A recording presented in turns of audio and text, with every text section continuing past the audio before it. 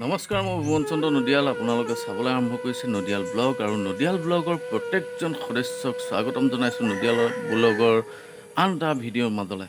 আৰু লগতে শুভেচ্ছা জ্ঞাপন কৰিছোঁ শ্ৰীকৃষ্ণ জন্মাষ্টমী সকলোৱে যাতে আজিৰ দিনটো ভাল হয়, কুশলে পাৰ হয় তাৰে কামনা কৰিলোঁ। আৰু ভগৱান শ্ৰীকৃষ্ণৰ ওচৰত প্ৰাৰ্থনা জনাইছোঁ সকলোৰে যাতে মংগল হয়। বাৰু যি নহওক, বলক তেনেহ'লে আজি এতিয়া ভিডিঅ'টোৰ মাজলৈ যাওঁ।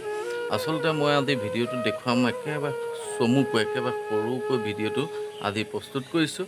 আজি ভিডিঅ'টোত মই দেখুৱাম আপোনালোকক ক'লা হালধি। আচলতে ক'লা হালধি দেখিছেনে নাই দেখা?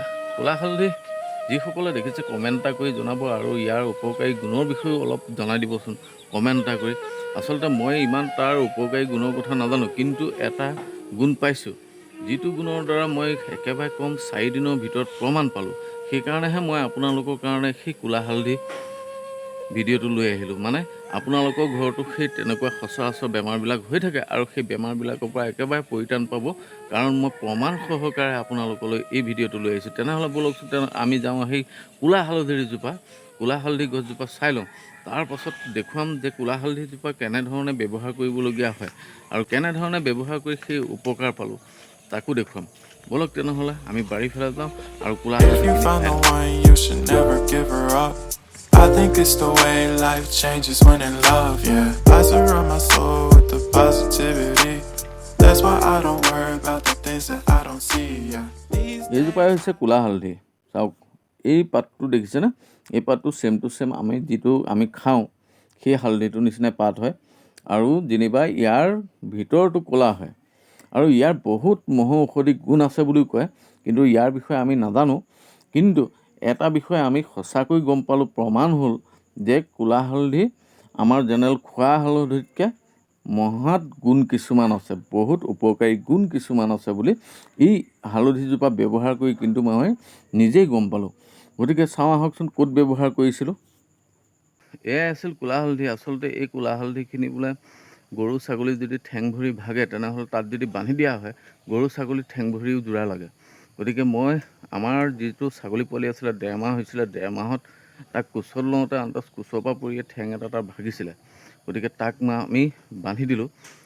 বলক কেনেকৈ বান্ধিছোঁ, খুন্দি পেলাই কেনেকৈ বান্ধিলোঁ সেইটো দেখুৱাই লওঁ। তাৰপাছত মই দেখুৱাম যে ছাগলীটো ভাল হ'ল নে নহ'ল। মানে ভিডিঅ'টো আচলতে আগতেই প্ৰস্তুত কৰা হৈছিলে, মই দিম। এইফালে হালধিখিনি আনি ধুনীয়াকৈ চাফ চিকুণ কৰি ধুই ল'লোঁ। ইয়াত দেখিছেনে ভিতৰলৈকে ক'লা হয়, আৰু ধুই ল'লোঁ আৰু লগতে পটাখনতে পিহি ল'ম। পিহি পেলাই আমি ছাগলীটোৰ গাত লেপন এটা দিম, যিটো ছাগলীৰ ঠেংটো ভাগিছিল।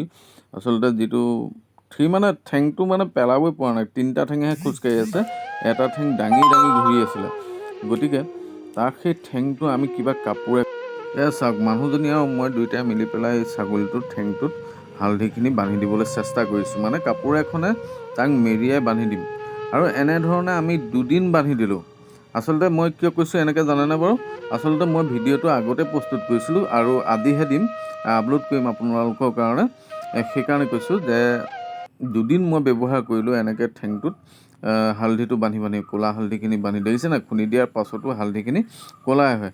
কিন্তু এই 2 দিন ব্যৱহাৰ কৰাৰ পাছত তাৰ 4 নম্বৰ দিনা ছাগলীটো কেনেধৰণে খোজকাঢ়িবলৈ আৰম্ভ কৰিলে সেইটো চাওক। এয়া চাওক, 4 নম্বৰ দিনা সি এনেকৈ গঁৰালৰ পৰা ওলাই আহিব পৰা হৈছে। হ'লেও তাৰ অকণমান ডুব এটা মাৰি আছে, কিন্তু হ'লেও যথেষ্ট পৰিমাণে সি ভাল পালে। আগতে কিয় 3টা ঠেঙে খোজকাঢ়ি আছিল, এতিয়া সি গোটেইকেইটা ঠেঙেই খোজকাঢ়িব পৰা হ'ল। খুব মৰম লগাটো হৈছে, 1.5 মাহ হৈছে। কিন্তু আপোনালোকক মই ইয়াৰ মাজতে এটা কথা কওঁ, আপোনালোকৰ যদি ঘৰত আছে ক'লা হালধি তেনেহ'লে কমেণ্ট এটা কৰি পেলাই জনাবচোন দেই। আৰু ইয়াৰ প্ৰধান কামটো, উপকাৰটো এইটোৱে, মই আপোনালোকক প্ৰমাণ সহকাৰে দেখুৱাই দিলোঁ। যদি আপোনালোকৰ গৰু ছাগলী তেনেধৰণে কেতিয়াবা ঠেং ভৰি বেয়া হয় বা দুখ পায়, তেনেহ'লে এনেধৰণে কিন্তু ছাগলী বা গৰুৰ ঠেঙত এনেকৈ ক'লা হালধি কিন্তু বান্ধি দিলে আপোনালোকে উপকাৰ পাব বুলি মই ভাবিছোঁ। বাৰু যি নহওক, ভিডিঅ'টো যদি ভাল লাগিল আপোনালোকৰ, তেনেহ'লে লাইক এটা, কমেণ্ট এটা, শ্বেয়াৰ এটা কৰিবলৈ পাহৰি নাযাব। আৰু শেষত একেবাৰে অনুৰোধ কৰিম যে আপোনালোকে মোৰ চেনেলটো কিন্তু ছাবস্ক্ৰাইব কৰি দিব। ছাবস্ক্ৰাইব কৰিবলৈ একেবাৰে পাহৰি নাযাব, কাৰণ মোৰ ছাবস্ক্ৰাইবাৰ কমি আছে।